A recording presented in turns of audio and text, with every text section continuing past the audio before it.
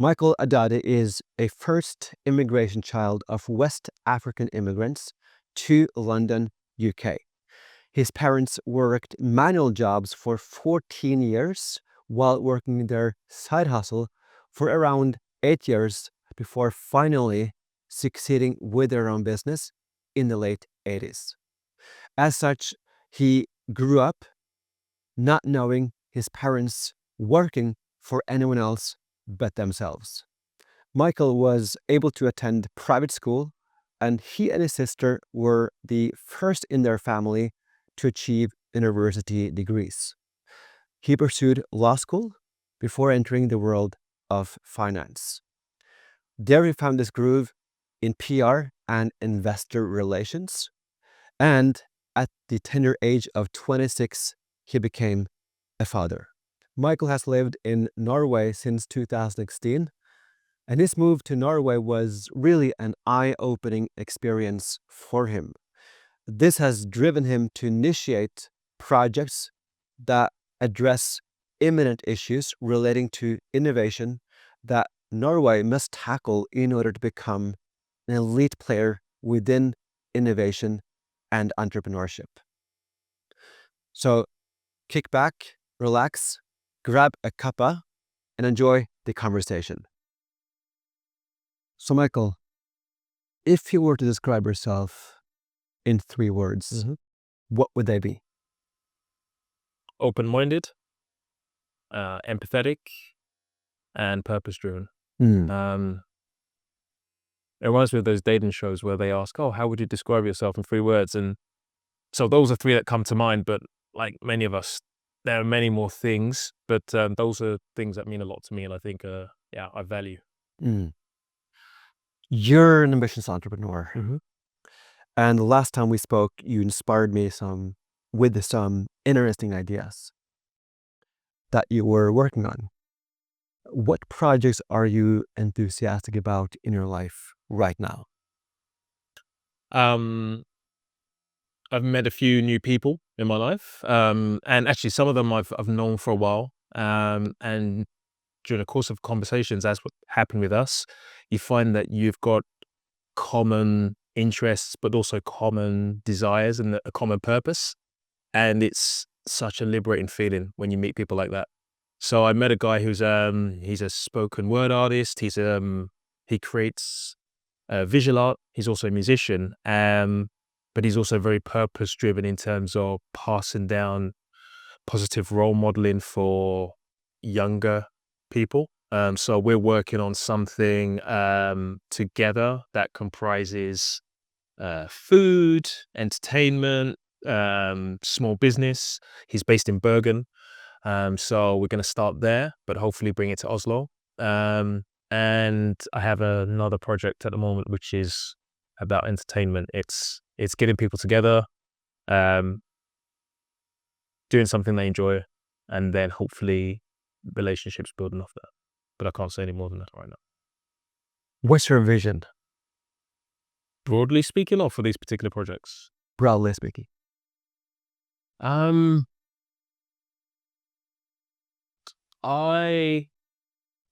think this harks back to when we worked together. So for me, I want to live in a society. I want to live in a space where there are a multitude of voices. So whether we're talking about the best restaurants, whether we're talking about tech, whether we're talking about sustainable climate solutions, whether we're talking about finance, the evolution of sport, beauty, I want to look out and see loads of different people. Like they look different, they sound different, they have different experiences, as opposed to what I feel like we have right now, where it's very singular voices.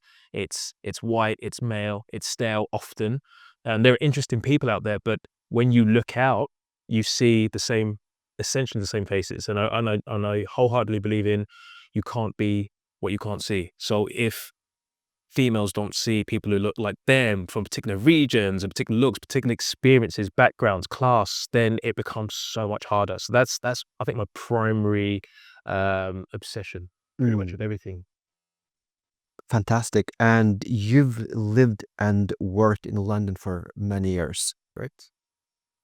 And compared to an international city like London. How do you view Norway's ability to innovate and internationalize? So let's take the latter. Internationalize, I mean, kind of happens organically. So I think the first time I visited Oslo, Norway, was 2009. And it was quite different to what it is now. Just in terms of the faces. So you come from a city like London, there's no such thing as a Londoner because we look so different, and different languages. So Londoner and someone from England are two different things. So that's a very different experience. So when I came to Oslo, Oslo feels like, I mean, a Norwegian feels like you could find them in Oslo. I've been to Bergen, Trondheim. They're very, it's very monocultural, which is, it makes sense because of the evolution and historically and ethnically. I get that, but Oslo was quite monocultural, and now in 2024, it's very different. Restaurants are different, so you see the infusion and influence, and you hear a lot of different languages. I hear a lot of more English. I hear accents from different parts of the world, but there's no comparison to London. It's the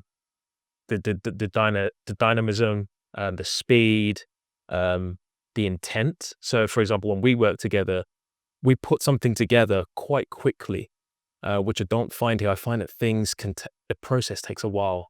One of my things is why leave to tomorrow what you can do today? So I like that urgency because it keeps you moving.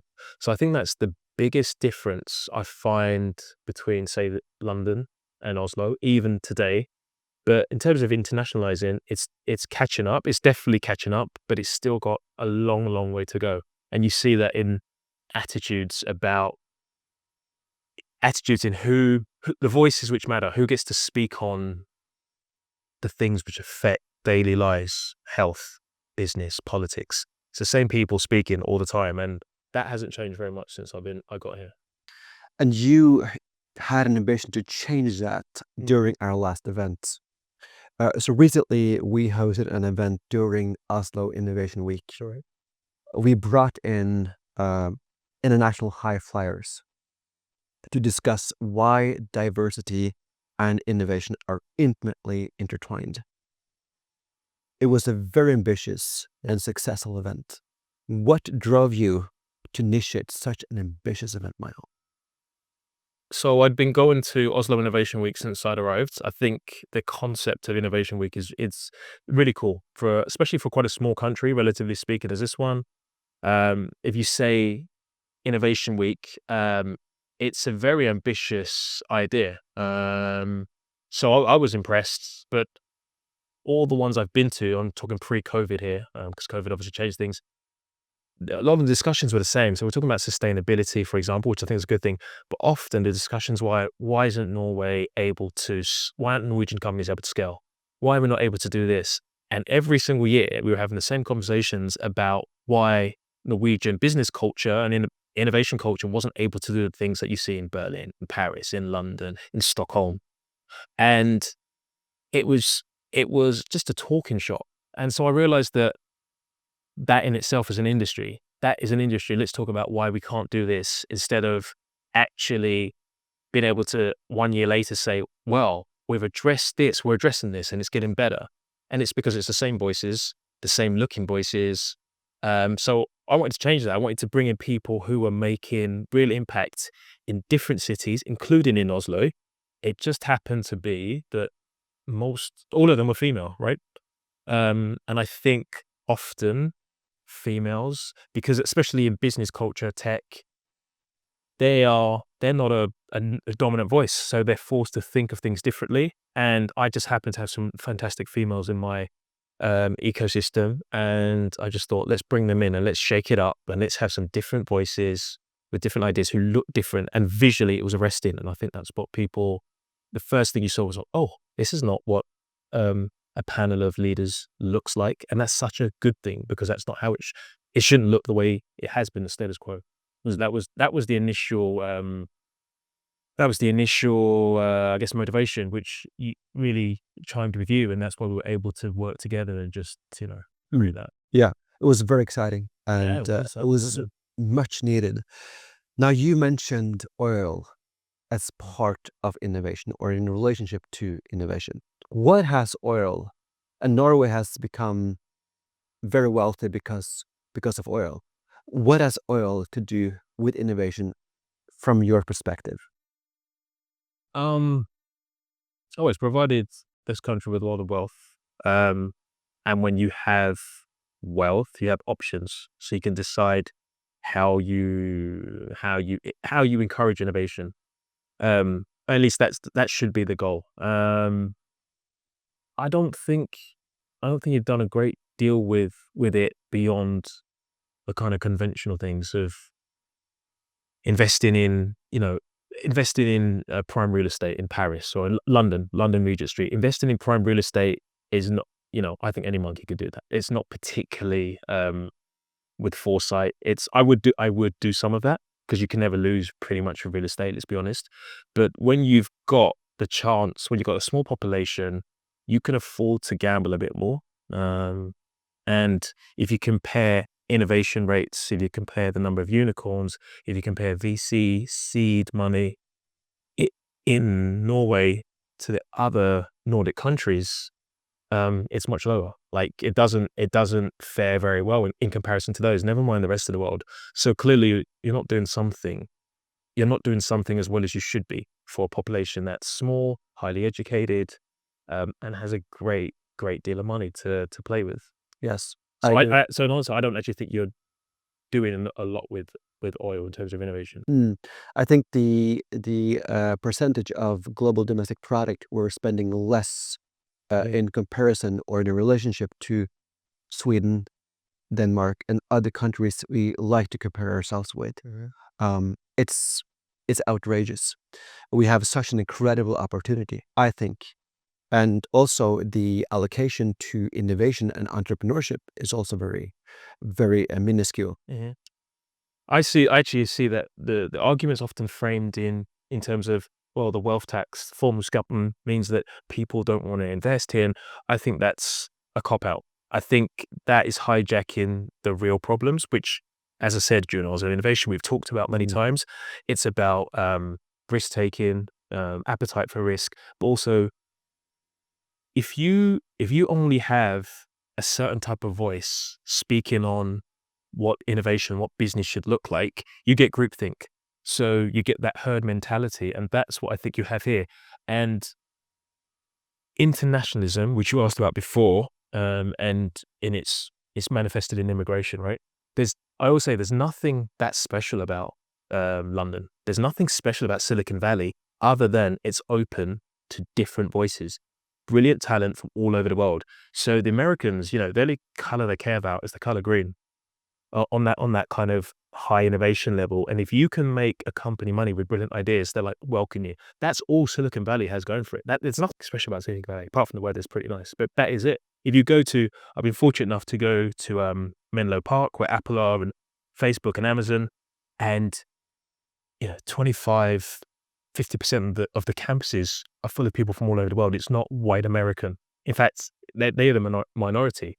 And there's nothing, I wasn't happy about that, but it's just a fact of life. So if Oslo wants to see innovation take hold and really bloom, has to be open to more people. But don't you believe the framework, such as the wealth tax and the capital gains tax, are important and relevant for attracting entrepreneurship? Um, yes, like in abstract it is. Facilitating the framework, the proper framework. In abstract, but like, it's the same in the UK. A lot of the arguments about wealth tax, inheritance tax, for example, they literally only affect 1% of the population. Here, it affects people who've already got the established money, right? So people building companies, where the problem is, I guess, is that established money probably won't invest in companies because they don't see the return, and they use the wealth tax, in my opinion, to mask a lack of appetite for risk. But that's easily fixed. Like, you can taper taxes. You can have, if you are a genuine startup, you should be able to roll over profits into the business again.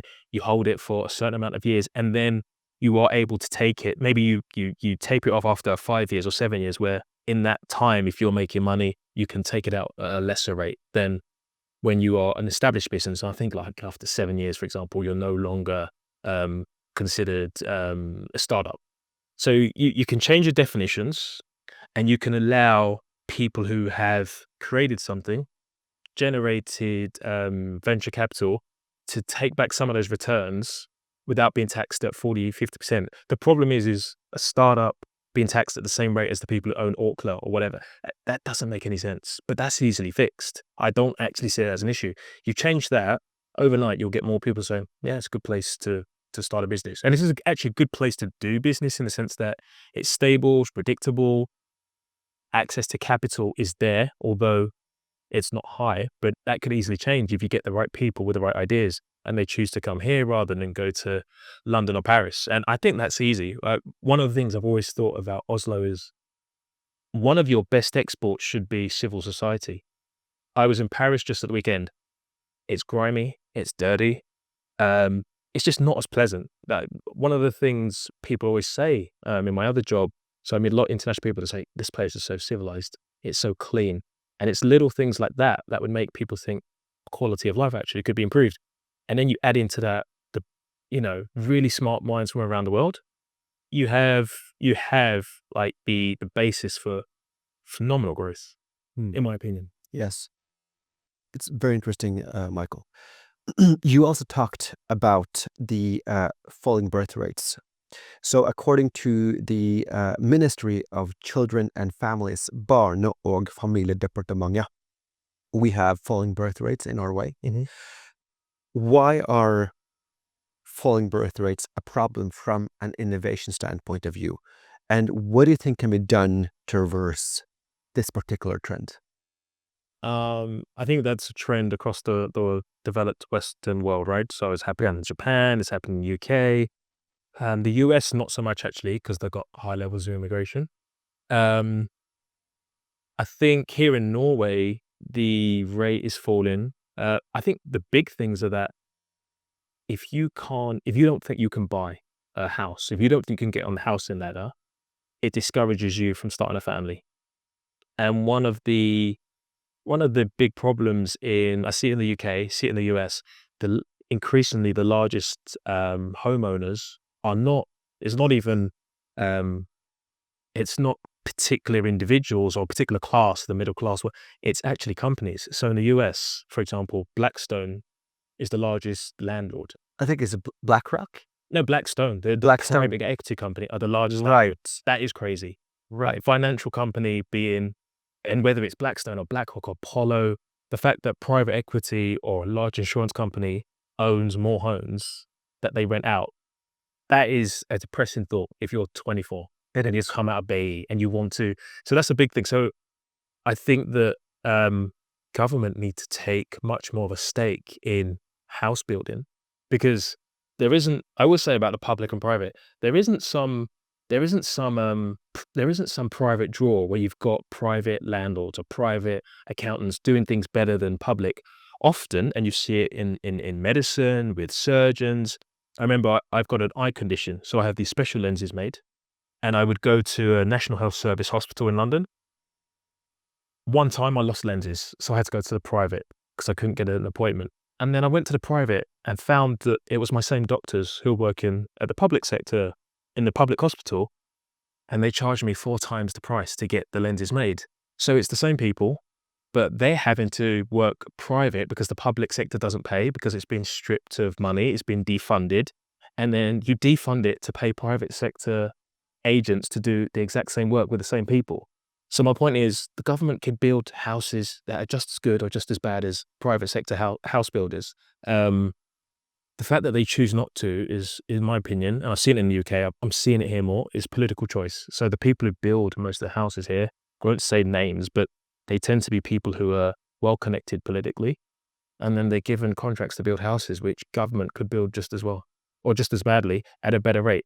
You get people owning their own homes, they're going to start to have children. And you don't have the issues of private schooling, for example, that we have in the UK and US. So if I can own a home, we had 2 decent incomes or just 1 decent income, that would change because people are making a decision not to have children, not to drive a car because they know that their futures are kind of mortgaged by large private bodies, and that has to change. And I don't see why that doesn't change if you had political actors who actually made it made it a cornerstone of their political messaging. Change in a heartbeat, in my opinion. Yes, I also think that the reduction in purchasing power over time has discouraged many young people to step away or kick the can down the road in terms of starting a family. Absolutely. Because it's just too expensive. Absolutely. And also people are exhausted. They are running from one place to the next, working very hard, 2 jobs, trying to exactly 2 jobs, which was unheard of just a few years ago. So we're seeing that the system that was meant to provide the necessary predictability, it's not really working for the regular person. True. And while I don't think you can fight change, so that predictability, when you've got huge companies like Meta or Tesla, these things happen, right? But I feel like there's a generational divide and conflict because most of the assets are owned by baby boomers. And so we've made a decision that, okay, they're going to get the tax breaks. They're able to buy homes because a lot of these people were able to buy homes when a home was, 4 million. Now that same home is 30 million. You have absolutely no chance, even if you have a good job, couple of degrees, it makes no difference. So we have to change the incentives. And the young people, if you want them to have more kids, then you have to give them a belief that they can own. And if not, then you're going to have high immigration. And that's another thing here. A lot of European countries don't want immigration, but you don't have a high enough birth rate. And the two, there's a mismatch there. So if you don't want people from wherever coming over here, then you have to make a decision to make people who are already here have more kids. Which is a political working process. Absolutely. Yes, But also telling people the truth. absolutely, 100%. You so what is the abbreviation SWF? So Sovereign Wealth Fund, which you have here, doing very well. And you and why do you consider the sovereign wealth fund to be a hindrance to Norway's potential as a nation that can innovate and be a leader in innovation and entrepreneurship in the future? I'm not sure it necessarily is, or it doesn't have to be. I think you learn a real lesson that we didn't learn in the UK. So when we had the North Sea oil fields, we were taking in money. And instead of building up a fund, it was in the 80s, so I guess maybe the political choices were different, but instead of building up a fund that was for the long term, the Tory government, Thatcher, and they decided to give tax breaks to donors and mainly the middle classes, but middle upper classes. And now we're in a situation we're in now. So I think Norway, one good thing is you learnt lessons. You look to other countries where they have oil. Take Nigeria, for example, or Venezuela. There's countries where they've mismanaged because they're corrupt, right? So you have a level of transparency and governance, which again, as I said earlier, you should be exporting that. Like that's soft power. That's something you could export if you have the right messengers. But in terms of what the fund does now, interest rates have been high for a while. Again, anyone can manage it. Like a monkey can manage this. It's not that difficult right now. What are you going to do with it? And what's the messaging about what Norway values? So I find that the fund, again, about representation, I remember the leader of the fund, Tangen, put out a picture of a team from the New York office. Predictably, the team looked it looked like they were straight out of Bay. You know what I mean? It wasn't very diverse. It wasn't varied. The same thing with a group of interns. I had about 40 interns, somebody, and there were people like us who looked at it and thought, this is not a 21st century. That is not what it should look like. And I saw a lot of messages. I saw people writing that, and then there were arguments about it. He didn't talk about it. He didn't respond to any of the messaging personally. But to me, that's a huge problem. That to me says this fund, not really, you're going to have the money, but that money can erode quite quickly. Like balance of payments change. The NOK is so weak right now. Doesn't look like it's going to change anytime soon. So like, as much as it compounds really quickly, it can decompound just as quickly. With a falling birth rate, like what are you going to do with that? So I find it interesting actually, how you use it. And if you're just going to do real estate and if you're just going to invest, I think they invested in 4 of the companies, Meta, Google, basically the 4 companies that make up 80% of the S&P, they've invested in. Well, I would do that if I had that kind of money. It's not difficult, but that's okay. That's great. But what are you going to do next? So, I mean, what do you think of your? I think it lacks a bigger vision, and I think there's a Do you lot. know what Tangen's vision is or the No, government's vision? no, Have they ever told the people? I I don't haven't. read the papers that much. I would assume they would. My expectation were that they would be interested in new technologies, such as a blockchain technology. Okay. However, I've learned that they're not engaged in that at all. So that's one example, but I'm not familiar No, if they neither have am I. any particular vision. I think it's very strange that they're not really that we have so much money and we're not putting more into innovation. We're not putting more money into proper representation in innovation. We're not working on initiative that could increase representation more, and we're not allocating more money to entrepreneurship. We're not ambitious and visionary in terms of creating a future, creating a new vision of what's coming next. So I think that's a problem, and I think it's going to bite us. I think so too. I think it might have been the year before we did the innovation. So we did it in 2023, right? Yes. Yeah. So the year before, 2022, I was at an event at Rådhusplas, and there was a Danish entrepreneur, and she worked on an app. She was working on a business where I think they did translation services remotely. Can't exactly remember it. And she said, they have developers from, I think her background was from the Middle East. So she had developers from Syria, Iraq, Lebanon. And she was saying that these guys, they work 10 hours a day and they're technically very, very good. And I remember her saying, and she's from Denmark, and she's saying, in Denmark, we think we are very, above all that. She said, they're going to take our lunch because they're relentless and they're focused. And this is the Danes. I'd imagine there were Swede technologists who are saying similar. Here, I'm not even sure they're having the right discussion.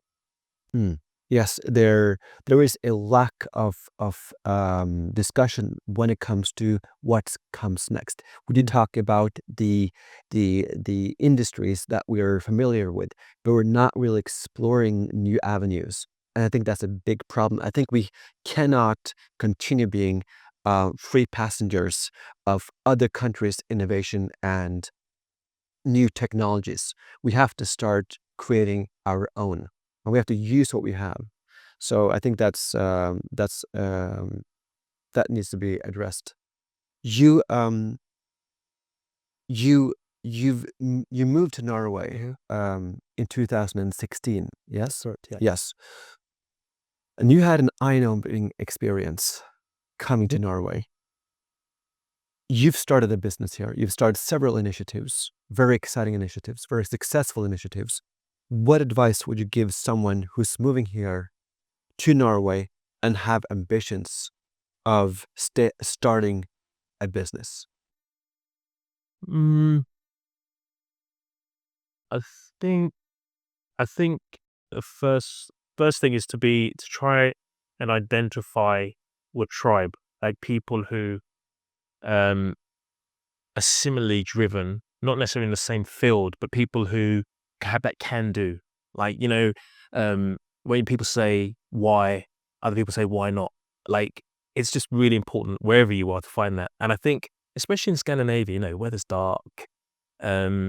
It's not like it's not American where the Americans say, yeah, you can do it. Here it's kind of like, it's a bit like the Brits, we're like, yeah. So I think it's important to find people who match your energy, because energy it's driven by a lot of things, including the climate, for example, and then the mentality. Other than that, I think there's no getting away from it that it's really challenging.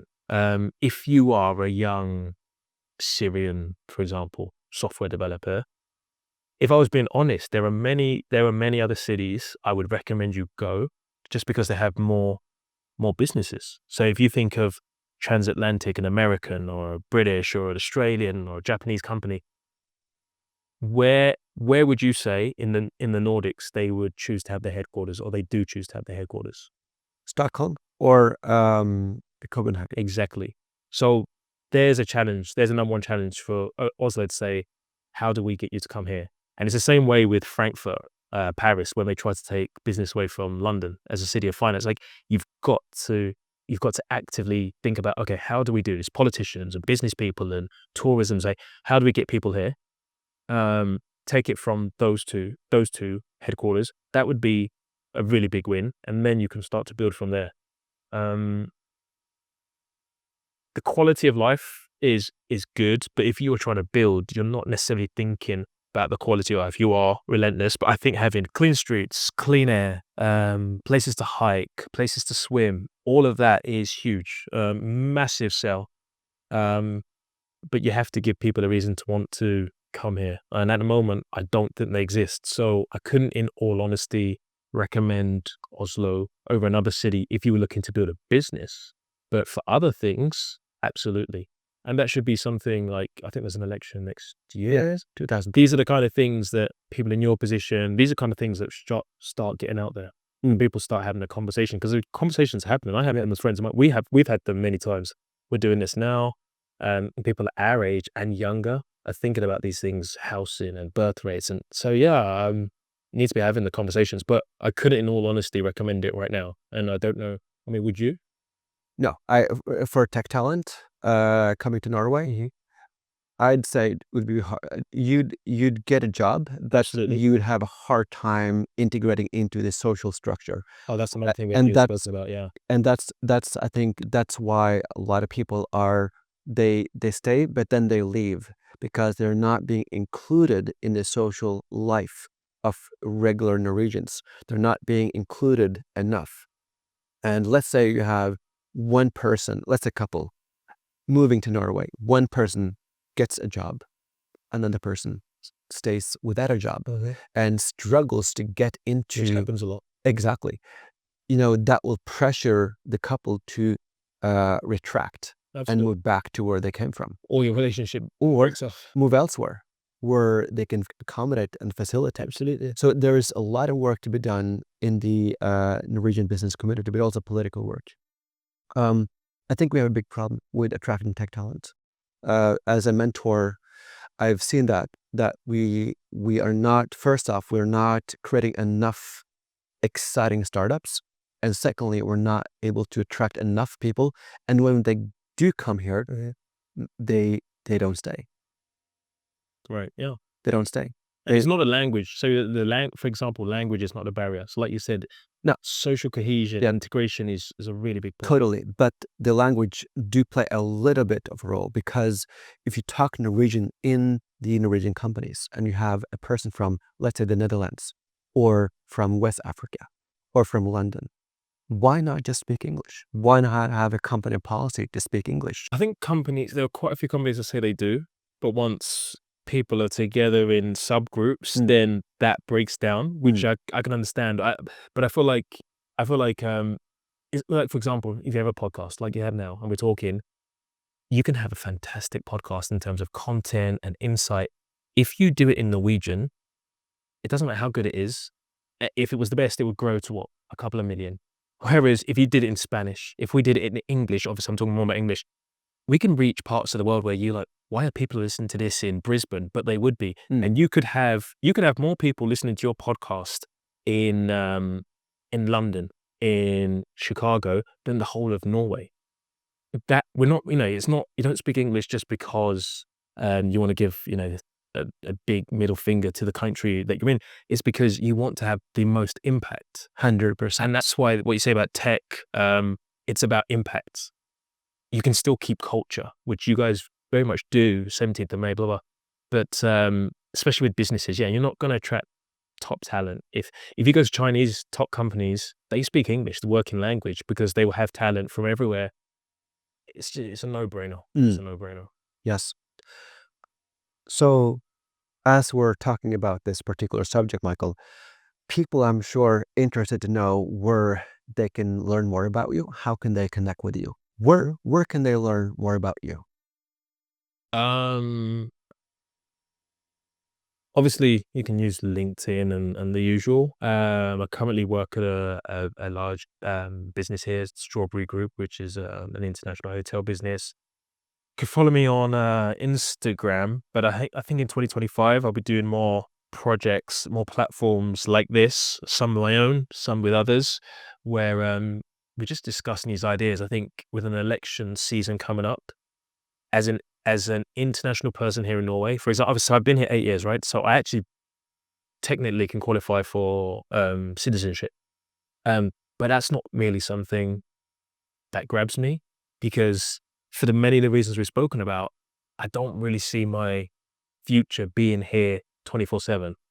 I would come and go. I have children that are half Norwegian, but if I had to only stay here 90 days a year, as things presently stand, I would do that, because there's a big wide world out there, connected with people like you and people you've introduced me to, for example, that necessitates being elsewhere. And as much as tech allows us to converse remotely, it's not the same.